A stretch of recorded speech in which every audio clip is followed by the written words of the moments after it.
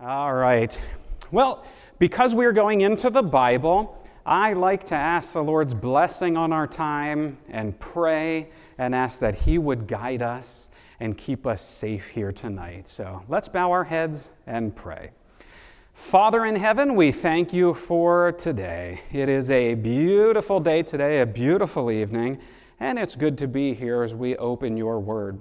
So God, we ask that you would keep us safe, that you would be here with us, that it would be your word that is experienced here today and not mine. In Jesus' name we ask it, amen.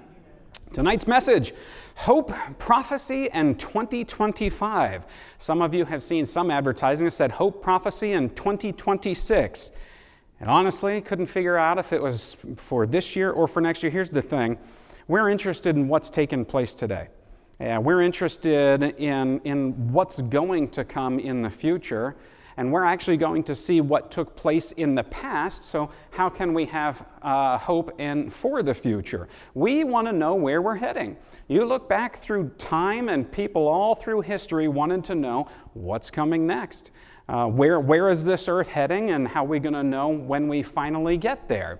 If you look back in years past, you think back to the good old days, and this world today doesn't look like the world our grandparents grew up in. This world today doesn't look like the world that our parents grew up in. For some of us, this does not look like the world today that we grew up in. Things are changing rapidly. They're vastly different in every single aspect, and the march of progress has been relentless, be that good or bad or what have you. Progress is marching on, whether we like it or not. Really wasn't that long ago in the grand scheme of things when the Wizard of Menlo Park, Thomas Edison, he brought us the first perfected, workable light bulb. Some say it took him like 2,000 tries to get it right.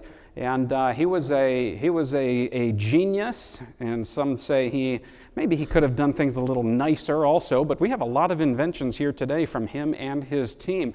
Progress, pushing forward. You realize it was only 100 years ago that prohibition was in place. Really just around 100 years ago, yeah. 35% of Americans had electricity about 100 years ago. And in 1930, more homes had radios than telephones. And so we can see where we've come from. And, I thought when I was in high school, which wasn't all that long ago, maybe longer than some of you think, but I thought for sure I'd be driving a flying car by the time I got my license. And I'm still waiting on the available jetpack for me to be flying around. We're still waiting on these things. But we go back to the invention of the telephone, transformed the world, started to connect everybody, brought distances closer together. And let's just track the progress of the telephone over a bit. Many of us remember when they used to be connected to the walls. Anybody still have one connected to the wall? Okay, we do, yeah. I was at a church a couple years ago that I was pastoring. They still had a rotary phone just a handful of years ago. And you remember these phones. They had a cord like 80 feet long, so you could talk all over the house with it, right? And the rich kids had their own private line in their bedroom, if you knew any of those. And then they came out with the cellular phone, the mobile phone. I remember the first one that I saw. I was skateboarding with my friends, and he got out his phone to call my mom. Call his mom. I couldn't believe it. I thought he was the richest kid on planet Earth. And some of you remember the bag phones. You remember they were like the size of a cinder block and weighed almost as much. Fast forward a little bit more, and they started to install them in cars. You remember the car phones. And you progress a little bit further, and then they started to shrink them to the point where, you're holding this little thing up to your ear, the old Nokia, the candy bar phones. You remember those? Everybody had one of those. And then really, it was only in 2007 that the first proper smartphone was released. It was released really about 10 years, 15 years before that, but this was really the one that really caught on. This was the screen and everything. Apple changed the world, and I wonder if they realize how much they would actually change the world. You can get an app for anything now.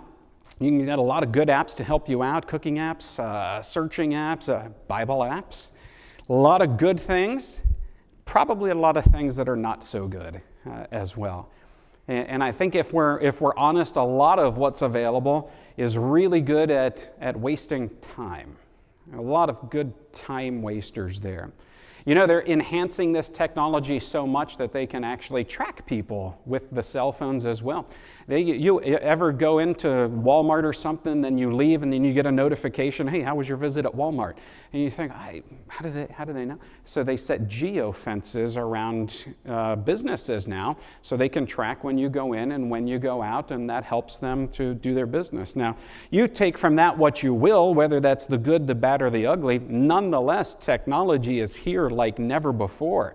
And the technology that you have in your pocket is far, far, far more advanced than what they landed on the moon with.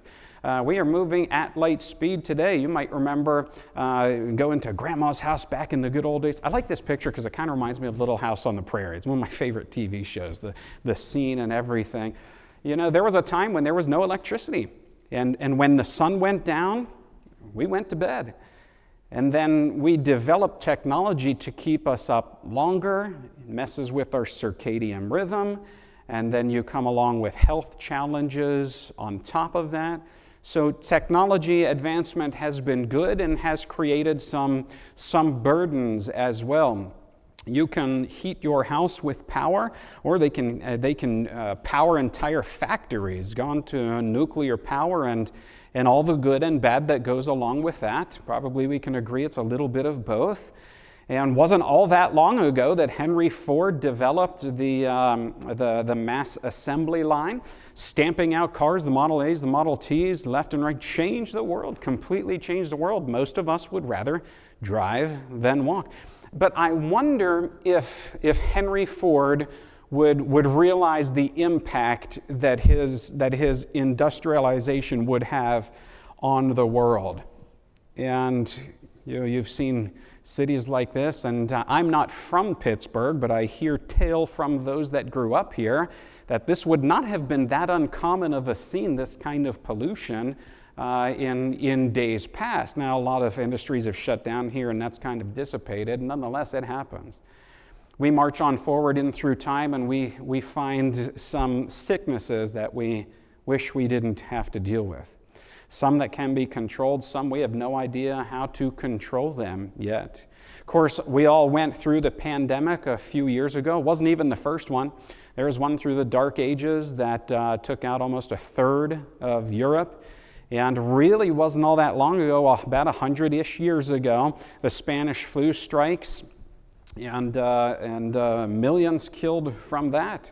But there were some unexpected things that took place as a result of the pandemic, some interesting ecological changes. Fish and water creatures started to go where they hadn't been before, or at least hadn't been in a long time.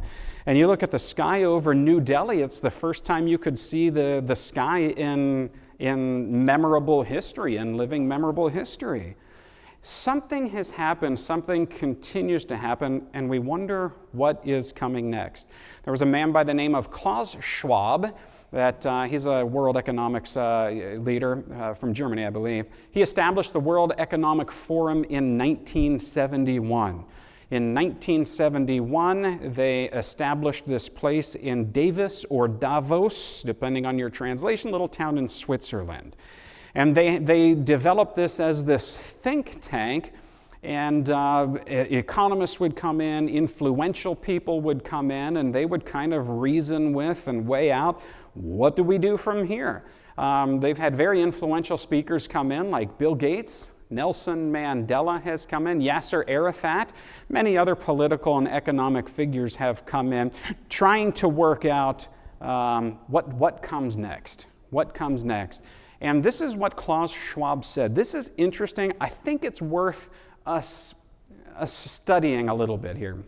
The pandemic represents a rare but narrow window of opportunity to reflect, reimagine, and reset our world. That's interesting to me. Now, well, let's go on to see some more of what they had to say. The COVID-19 crisis and the political, economic, and social disruptions it has caused is fundamentally changing the traditional context for decision-making. The inconsistencies, inadequacies, and contradictions of multiple systems, from health and financial to energy and education and more, are more exposed amidst a global context of concern for lives, livelihoods, and the planet. Leaders find themselves at a historic crossroads, managing short-term pressure against medium and long-term uncertainties.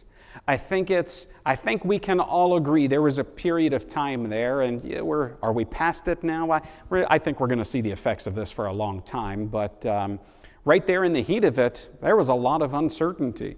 Surely you remember hearing the first news of the pandemic. I remember it was the story of the outbreak on a cruise ship, and they were wondering what to do with that, and wondering when will it strike. This is what they said in 2021, the Great Reset Initiative. That's what this group called it.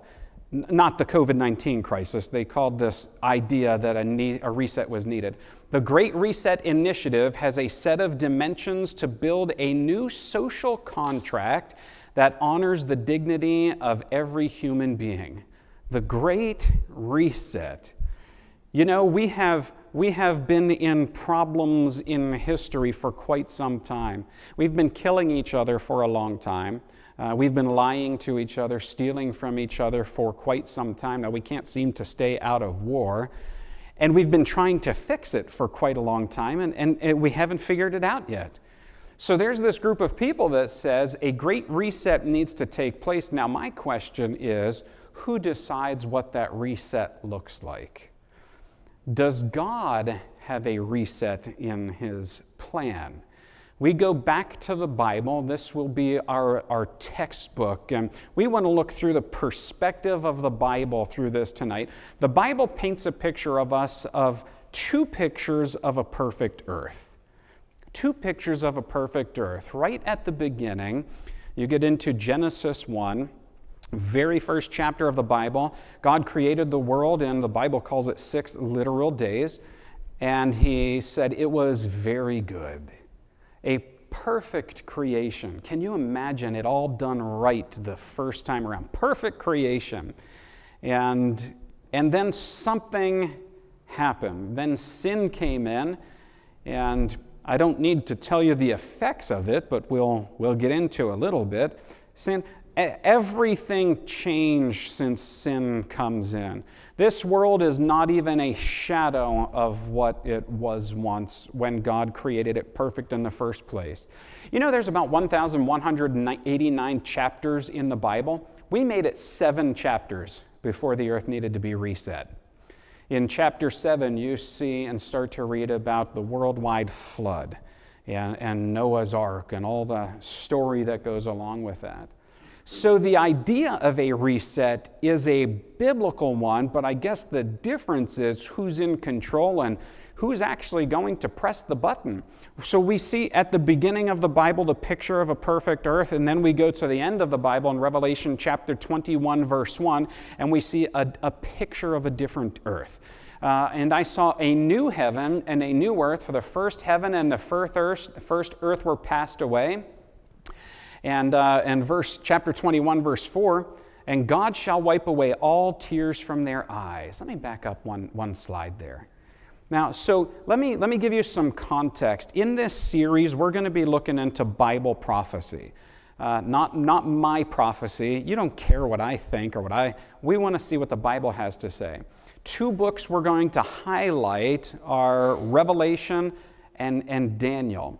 And we're going to get into that tonight. But Revelation, there was John who wrote the book, the Revelation.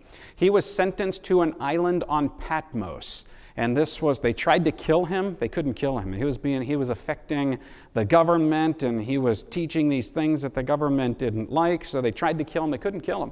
They tried to kill him by putting him in boiling oil, and he just stepped into it and stepped out like it was getting into and out of a warm bath. They couldn't kill the guy.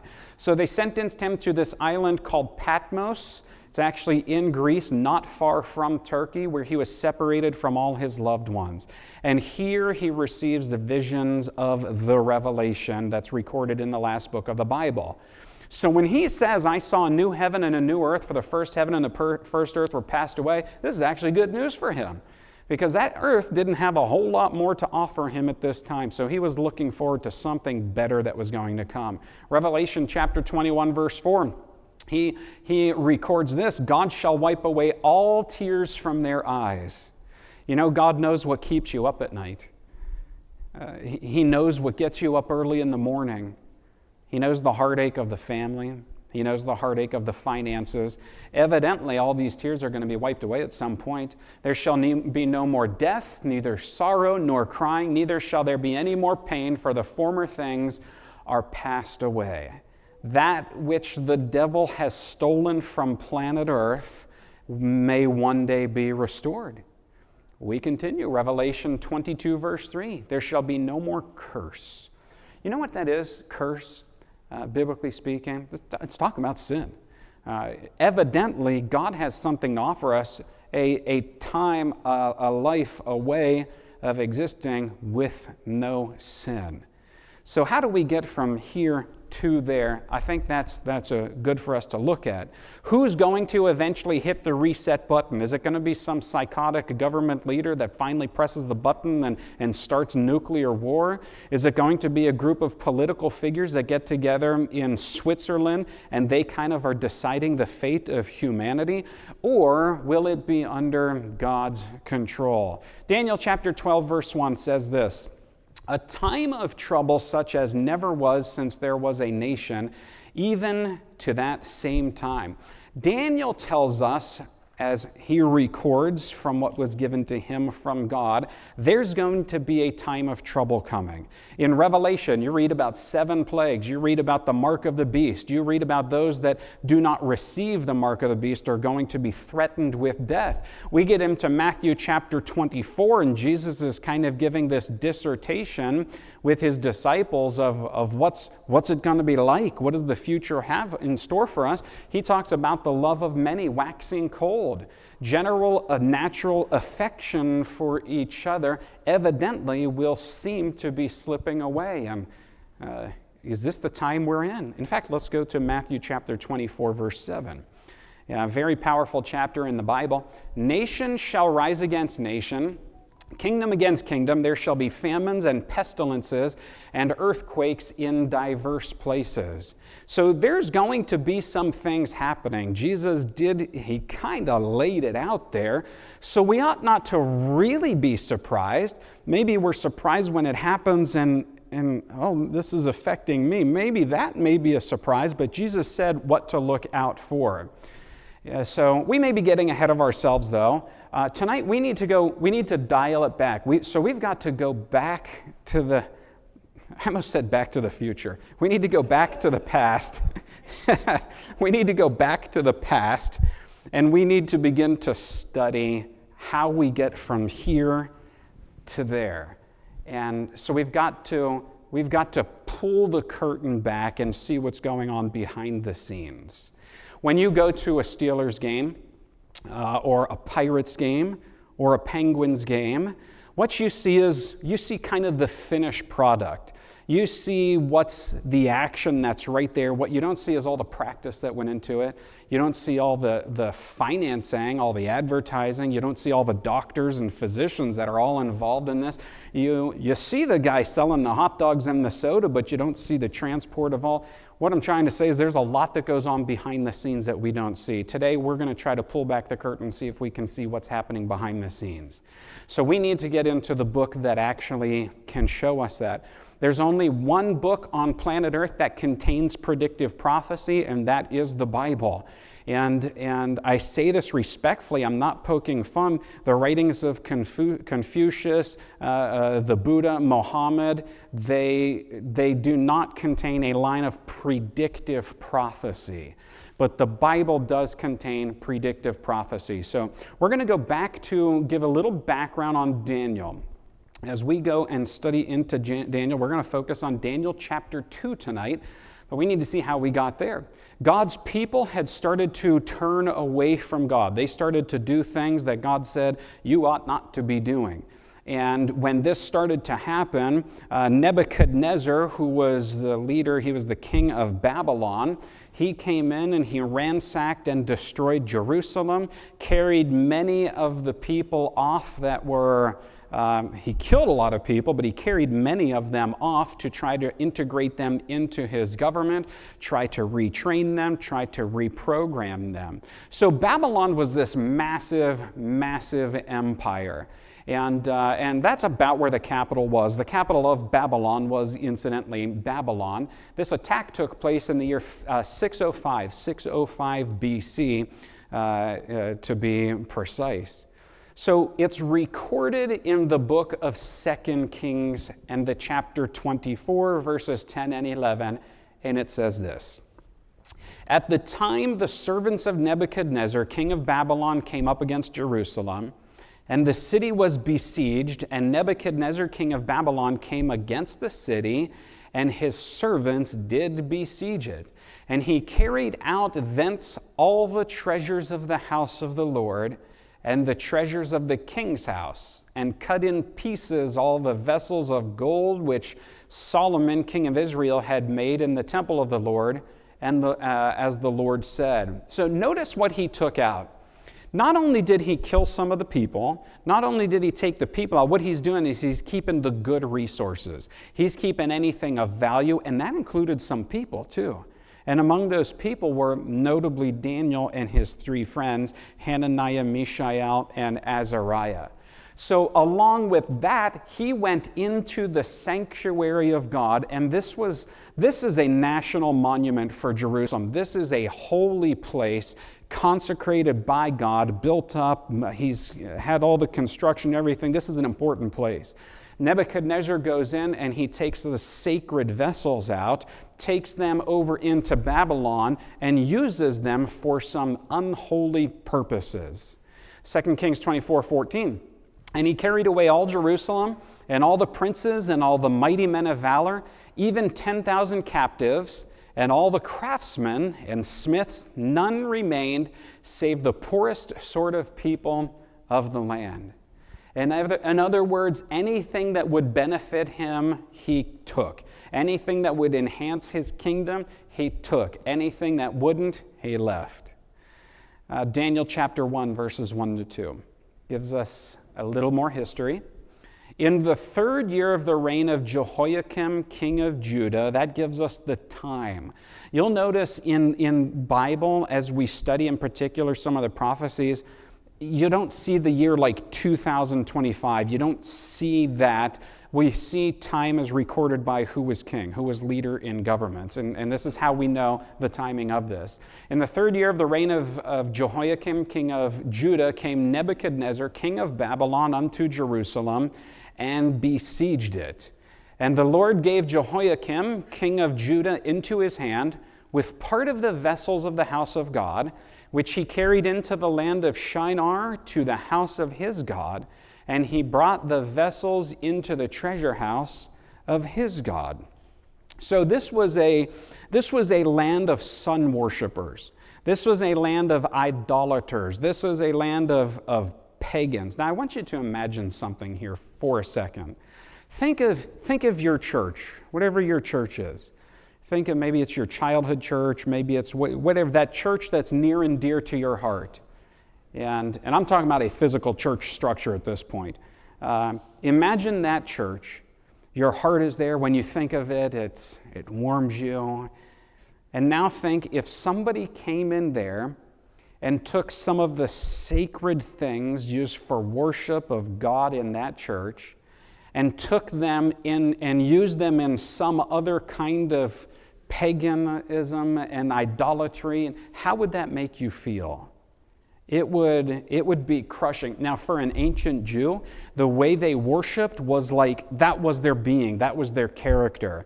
Everything about their identity was their relationship with God and their worship. So this was a big deal of what was taking place here. 1 Corinthians chapter 10, verse 11. Now all these things happened to them for ensamples or examples. Gotta love King James. and they are written for our admonition, upon whom the ends of the world are come. You might come here thinking, well, Pastor Brandon, I thought we were going to be talking about the future. Why are we talking about ancient Babylon? Paul, who wrote to his first letter in the church to Corinth, says we've got to go back and study what took place in that past, because what happened then serves as an example of what will take place in the future.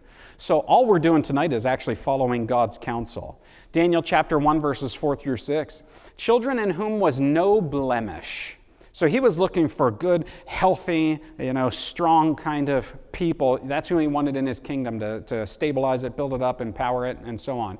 Children in whom was no blemish, but well-favored and skillful in all wisdom and cunning in knowledge and understanding science, and such as had ability in them to stand in the king's palace, and whom they might teach the learning of the tongue of the Chaldeans. They want to change their language. Now among these were of the children of Judah, Daniel, Hananiah, Mishael, and Azariah. You probably know them better as Meshach, Shadrach, and Abednego. And that's kind of highlighted a little bit more in Daniel chapter 3. Interesting thing here.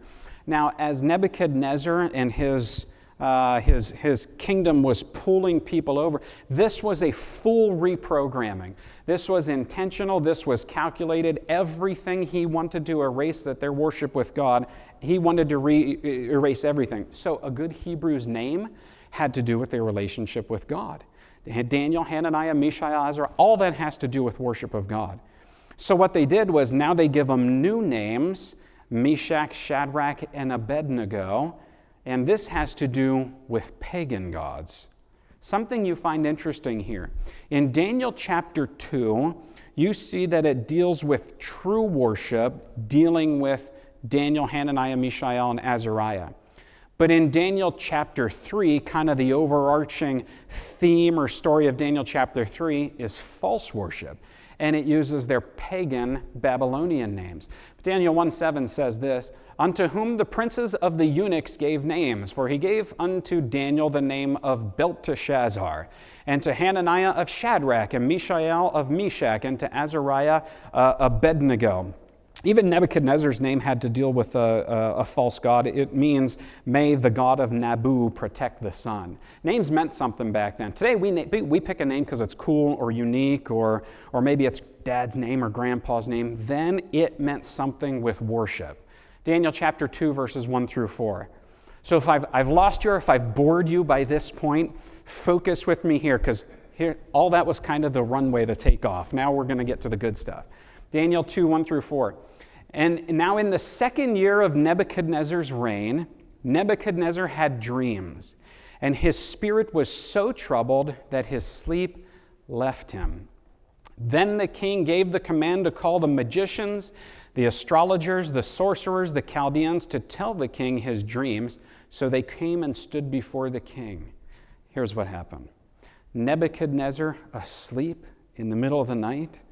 And have you ever had one of those dreams where you just, you wake up and your heart's pounding, your blood pressure's up, sweat's probably pouring off by this point.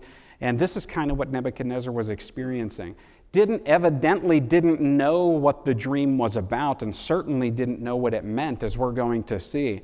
So he interpreted this in ancient pagan Babylonian theology. Dreams were from the gods, lowercase g, O-D-S. Dreams were from God. So if there was something that was this impactful, this was highlighted. My wife, she used to have kind of like crazy dreams, and she kind of suffered from where she would be like halfway between awake and asleep, and her mind kind of blended the two realities, and dream was kind of mixed with reality. It's kind of a scary thing to actually watch.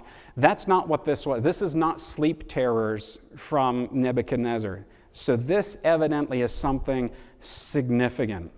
So he calls for the astrologers, the soothsayers, the wise men. They come in. He wants to know what on earth this was about. And in verse 3 it says, the king said to them, I have dreamed a dream, and my spirit is anxious to know the dream. Then the Chaldeans spoke to the king in Aramaic, O king, live forever. Tell your servants the dream, and we will give you the interpretation. So let me say that dreams, God does speak through dreams. That is generally not his primary mode of communication. Generally, he speaks through the Bible.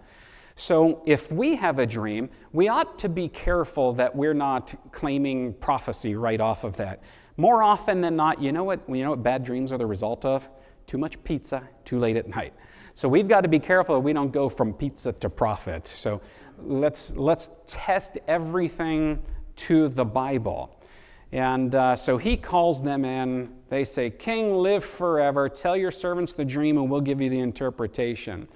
Yeah, you know what happens if you call me at like 2 o'clock in the morning and say, Pastor Brandon, I've had a dream. What does it mean? You know what I'm going to tell you? Anything I can to get you off the phone so I can go back to sleep. That's what they were trying to do. Listen, King, just tell us what it is. Well, sure, we'll give it to you. King Nebuchadnezzar starts to smell a rat by this point. And this was his opportunity to be able to see, have these wise men been telling me the truth for this long? Evidently, he had enough suspicion. And that must tell you about the lack of trust that he had even in his gods.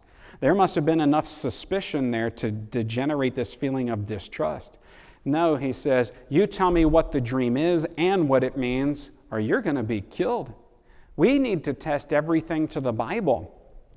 We need to, everything that you see presented here today, again, I encourage you, test it to the Bible. Daniel 2, verses 5 through 6. That's what we're doing with his dream. The king answered and said to the Chaldeans, my decision is firm. If you do not make known the dream to me and its interpretation, you shall be cut in pieces. Notice the repercussions from defying and not being able to tell the king his dream. Its interpretation. You shall be cut in pieces, and your houses shall be made an ash heap. However, if you tell the dream and its interpretation, you shall receive from me gifts, rewards, and great honor. Therefore, tell me the dream and its interpretation. So the wise men are called to task here. Good opportunity, maybe get a raise, get a little bonus, get something, but they've got a problem. They know beyond a shadow of a doubt they don't have the answer. Looking outside the wellness trend, if one thing's for certain, it's that we are living in an age of great uncertainty. This is from an article, and the question is, do we trust astrology? Do we trust the soothsayers? What kind of faith did Nebuchadnezzar have in them? Where should our trust be? Listen to this here. 0-hour contracts and impossible to climb onto property ladder. Brexit, climate change, and the throwing around of small phrases such as sixth mass extinction, that's talking about global catastrophes, all add to feelings of ambiguity and insecurity in our lives. As humans, we are hardwired to dislike and avoid uncertainty, and it produces acute stress responses. So when we cannot know how our futures will play out, it's understandable that we should turn in ever greater numbers towards astrology for clues. That's an interesting statement. They could have said turn anywhere. They could have said go to the Bible, get on your knees or pray to God, but they're saying we need to go to astrology, and this is the first place that Nebuchadnezzar went, to the wise men that were focusing on that. And it continues here. Of course, the information our horoscopes prefer, so this is the company that offers the horoscopes. Of course, the information that our horoscopes prefer is not steadfast in its accuracy by any means. But astrology does give some sense of control over our lives. That's interesting to me. Now, what do you want to put your faith into? Something that claims and admits, listen, not all that accurate. 99% accurate is not 100% accurate. And let me tell you tonight, the Bible, 100% accurate. When God says something, it's going to happen. You can put your faith in God. So we don't have to trust astrology. We don't have to go try to contact the dead and all of these things. Astrology and extispacy, you know what that is? They would take sacrificed animals and they would take their entrails and kind of read into that and try to understand the future through the guts of sacrificed animals. And astrology and extispacy were not able to interpret the dream. So the not-so-wise men couldn't do it. The stars couldn't do it. The guts of the animals evidently didn't have the answer. So now what? Daniel 2:7-8. They answered and said, "Let the king tell his servants the dream, and we will give its interpretation." The king answered and said, "I know for certain that you would gain time, because you see that my decision is firm." He said, "Listen, you're just trying to stall. You're trying to stall to figure something out or get some information. If you do not make known the dream to me, there is only one decree for you. For you have agreed to speak lying and corrupt words before me till the time has changed. Therefore, tell me the dream, and I shall know that you can give me its interpretation. Tell me the dream and what it means, or you're dead." The Chaldeans answered the king and said, "For once they tell the truth. For once in their lives, for once in their jobs, they tell the truth. There's not a man on earth who can tell the king his matter. Therefore, no king, lord, or ruler has ever asked such a thing of any magician, astrologer, or Chaldean." It's a difficult thing that the king requests, and there is no other who can tell it to the king except the gods whose dwelling is not with flesh. Now, they kind of told the truth, but they're still leaning on their gods. Evidently, haven't helped them so far. For this reason, the king was angry, very furious, and gave the command to destroy all the wise men of Babylon. Well, don't forget, of all the wise men, on the payroll was Daniel, Hananiah, Mishael, and Azariah. They are wise men. In Daniel chapter 1, they've been tested and found to be wisest of the wise, so they're on this team. Now there's a death decree coming to them. So, I don't know, messenger goes out to all the wise men. They get to Daniel, knock, knock, knock. "Hey, Daniel and his 3 friends, you're going to die. King's had a dream. Nobody can interpret it. You're all dead." And Daniel 2:17-18. Then Daniel went to his house. What would you do? What would you do if you know? By the way, no question Nebuchadnezzar would kill them. No snap of a finger, they're gone. Them, their house, their family, gone. What would you do? Daniel went to his house, made the decision known to Hananiah, Mishael, and Azariah, his companions, that they might seek mercies from the God of heaven concerning this secret. What did Daniel do? He went, he found like-minded believers. They dropped to their knees and they had a prayer meeting. They put it all out to God. God, we're at a crossroads. We can't figure this one out. Our lives are on the line. And they are pleading for God to intervene so that Daniel and his companions might not perish with the rest of the wise men of Babylon. You have questions. God has answers. When you're facing something that you don't know what decision you're going to make, do I take this medication or do I not? Do I take the treatments or do I not? Do I move to this new job or do I not? Do I let this loved one go or do I not? When we're faced with those, I have no idea what to do. We need to take the example of Daniel. He found like-minded believers, dropped to their knees, and they prayed, and God delivered. I got to tell you this story here. I was doing a seminar kind of like this. That one was actually a seminar on creation. And I was going to, it was a town up north, and we were keeping an eye, this was in the winter, we were keeping an eye on the weather radar, and a blizzard was coming in. And this was the only opportunity I had to get this message to these people because of my schedule. Very busy, very full. I can't reschedule easily. So our family, we dropped to our knees and prayed and said, God, you're going to have to divert this blizzard. We've got a chance here to share your love, your creative power to this. It was a pretty good-sized church, too. God, we need this shot. Your people need to hear this. And you know what God did? We were watching the radar. As the storm was coming, it opened up, went around the city, hit everything around it, and completely bypassed it. Do we serve a powerful God? Yes, we do. Does He always answer prayers like that? No, he doesn't. But he will hear your prayer. God answers every prayer in one of two ways. Either, he'll blow open the doors and he'll come in and conquer that thing, or he will give you the courage and the strength to drive through it, to push through. He will answer every single prayer. Daniel is facing King Nebuchadnezzar. He's standing in the court. This is an important place to be. And he has a revelation from God. Daniel 2, 31-36. You, O king, are watching, and behold, a great image. Is that what you saw, Nebuchadnezzar? That's exactly what I saw, Daniel. It's coming back to me now. You saw, and behold, a great image. This great image, whose splendor was excellent, stood before you, and its form was awesome. It's interesting that a king wrapped up in idolatry was giving a vision or this dream about an image.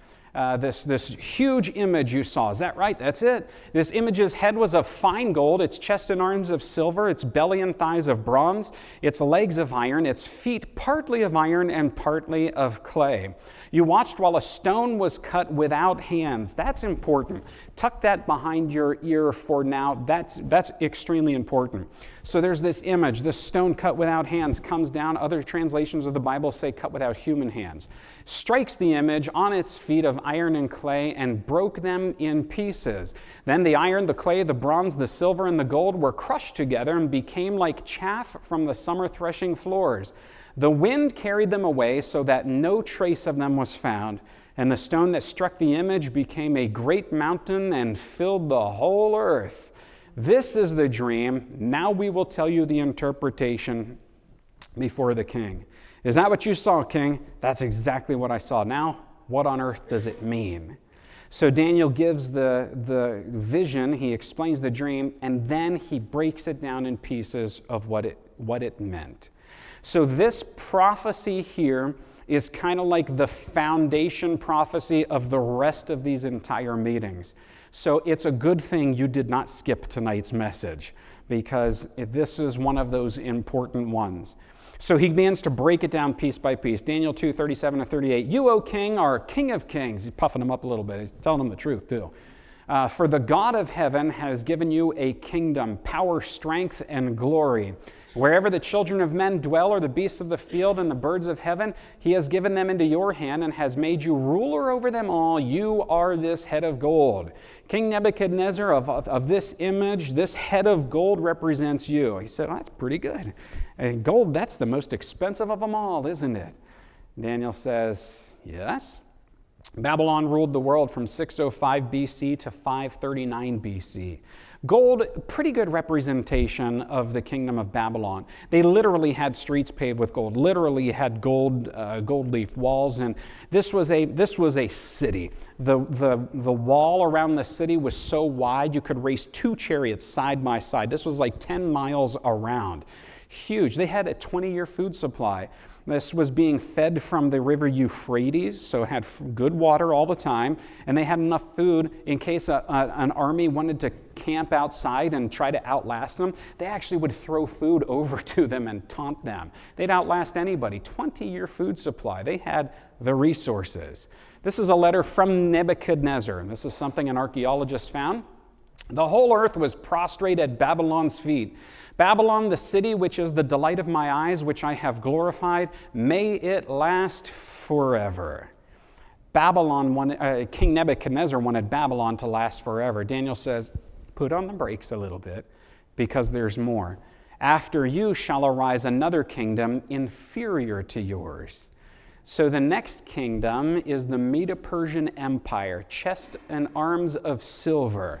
2 arms, 2 governments. You had a coalition government coming in, the Medes and the Persians. The Persians were stronger than the Medes, but as they came in and were conquering, they were a force to be reckoned with for sure. Medo-Persia ruled the world from 539 BC to 331 BC. So why these metals? Gold makes good sense. Everything was gold. They were wealthy. Why silver? In Medo-Persia, the taxes were collected in silver. So everything, notice the metals, they get harder, so the kingdoms last longer, but they're not as magnificent. Daniel 2:39, then a third kingdom of bronze, which shall rule over all the earth. The next kingdom that comes is Greece, ruled by Alexander the Great, and he conquered the then known world by age 30? He could conquer the world, but he couldn't conquer himself, died of alcoholism. Actually, I think he died of alcoholism by 30 or 34, something like that. He didn't get to enjoy this massive kingdom very long. So Greece ruled 331 to 168 BC. Why the belly and thighs of brass or bronze, and depending on your Bible translation? They were known as the Brazen Greek Army. So their armor was built from this metal. It makes good sense that each one of these are representative here. Daniel 2:40, and the fourth kingdom shall be as strong as iron, inasmuch as iron breaks in pieces and shatters everything, and like iron that crushes, that kingdom will break in pieces and crush all others. This is a good description of the next world ruling power. And by the way, when I say world ruling power, each one of these were world ruling over the area of God's people, over the area of the Jews. The Chinese were already on the scene. There were a couple other world powers, but as far as God's people were concerned and being ruled over, that's who this is concerning here. So that next world ruling power is Rome. And when they went in and they conquered a city, man, they crushed it. They obliterated it. They didn't just kind of, would you give it to us? No, they did. They destroyed it. Rome ruled the world from 168 BC to 476 AD. So each one getting longer. Why legs of iron? They're weaponry made out of iron. It's the Iron Age. Daniel 2:41. Whereas you saw the feet and toes, partly of potter's clay and partly of iron, the kingdom shall be divided, yet the strength of the iron shall be in it, just as you saw the iron mixed with ceramic clay. So the next world ruling power would not be a single power, it would be divided. Not united, it would be divided. And as the toes of the feet were partly of iron and partly of clay, notice in the feet, there's elements of iron of Rome into the next phase. As the toes of the feet were partly of iron and partly of clay, so the kingdom shall be partly strong and partly fragile. As you saw iron mixed with ceramic clay, they will mingle with the seeds of men, but they will not adhere one to another, just as iron does not mix with clay. So what would be the next world ruling power?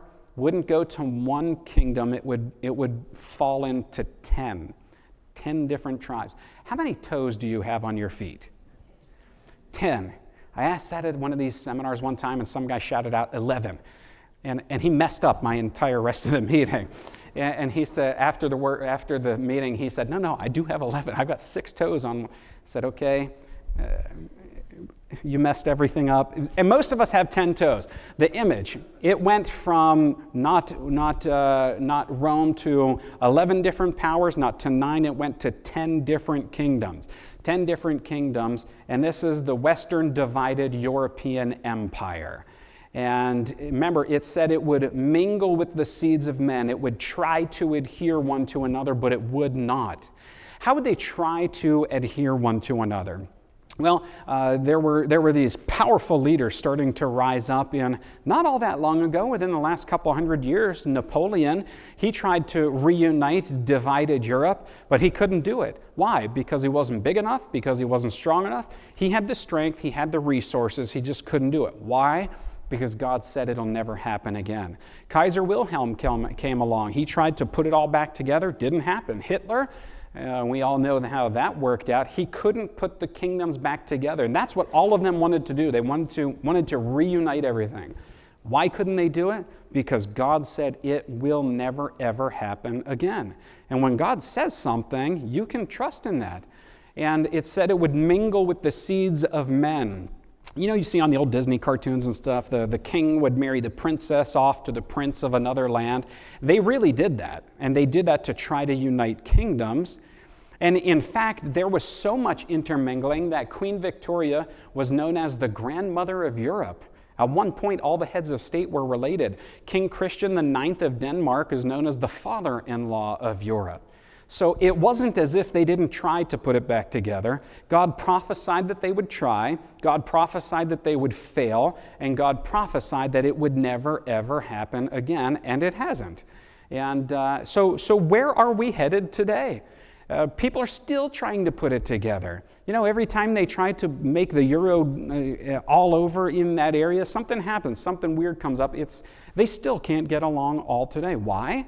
Because God said it's never going to come back together ever again. There's been environmental changes afflicting our world that we live in. Is it temporary? Is it permanent? I don't know. God knows. And at some point, something's got to happen to reset things. In fact, we're so reliant on each other. The countries were so reliant on each other's economies that, you remember this, the ship was stuck in the Suez Canal. You guys remember this? And it disrupted the supply chain to multiple countries. And one ship that was stuck affected essentially the world economy. And so we see how easily things can be manipulated. Diseases are coming up, strange new diseases, and we're going to talk about that more in the next presentation. But I'm going to go to Daniel chapter 2, verses 44 to 45. In the days of these kings, the God of heaven will set up a kingdom. Remember, there's one part left of this prophecy. In the days of these kings, the God of heaven will set up a kingdom which shall never be destroyed, and the kingdom shall not be left to other people. It shall break in pieces and consume all these kingdoms, and it shall stand forever.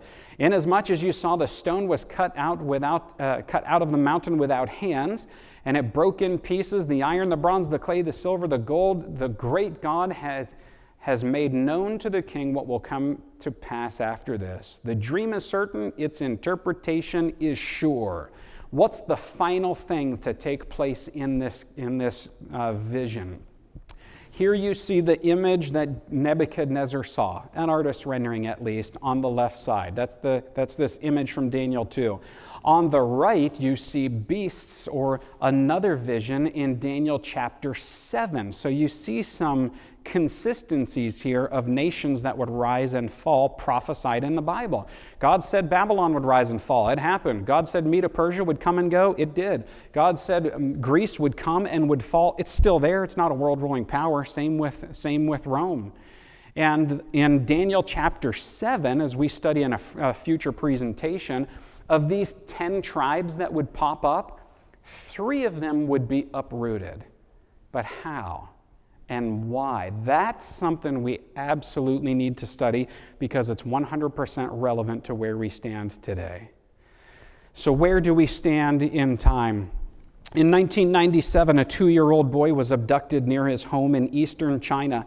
Apparently the couple sold the boy to traffickers.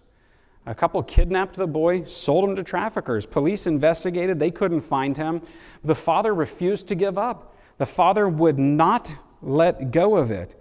He rode 310,000 miles on 10 different motorbikes, spending his life savings, and he desperately sought to locate him. 24 years later, when the boy was 26 years old, he was reunited with his parents. Why? There was a father that had lost his son, and he would stop at nothing until he was reunited with his son. Think of this, what God has lost. In the effects of what's taken place on earth, God is looking for us. We got to go to Daniel 2:47. I didn't put this on the screen. If you have a Bible, you can look it up quick with me if you're real quick, or look it up on your phone, because I want you to see this one. In Daniel chapter 2, verse 47, you might be wondering, but what happened to Nebuchadnezzar? He saw all these visions of the kingdoms coming and going. He saw eventually what his fate would be. But whatever happened to King Nebuchadnezzar? Daniel chapter 2, verse 47 says this. The king answered Daniel and said, truly your God is the God of gods, the Lord of kings, and a revealer of secrets, since you could reveal this secret. Let me tell you a little bit about Nebuchadnezzar. He would kill anybody at will. No problem with it at all. He took the leaders of Jerusalem, took them out, made them watch him kill their family. Then he burned their eyeballs out with a hot poker. This is the kind of guy he was. He commanded worship to what he wanted. In Daniel chapter 3, even commands worship to himself. But something happened here. He starts to get a glimpse of God. He starts to get a little picture. Now, if there's ever been more lost person on planet Earth, I don't know who it is. But as hard as he was, as far gone as he was, his heart began to soften, and the light begins to come on a little bit, and he starts to see a picture of God, and he acknowledges it. Here's the plain fact. The prophecy tells us Jesus will return. The Bible tells us the next kingdom to come is the one that will last forever.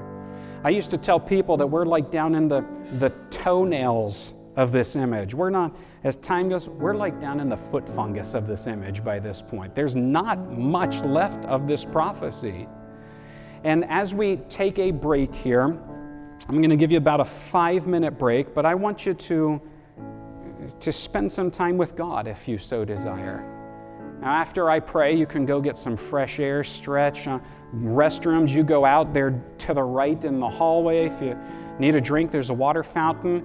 Come back in 5 minutes, and we're going to hit the ground running, and we got a lot more to cover tonight. You don't want to miss it. Let's pray, and then we'll take an intermission. Father in heaven, thank you so much. We thank you for what you have offered us in this. We thank you for the hope. We thank you for revealing so specifically so many things. And if you know all that, just maybe you even know what's going on in our hearts and what we need. Be with us. Bring us back in 5 minutes for more. In Jesus' name we ask it. Amen.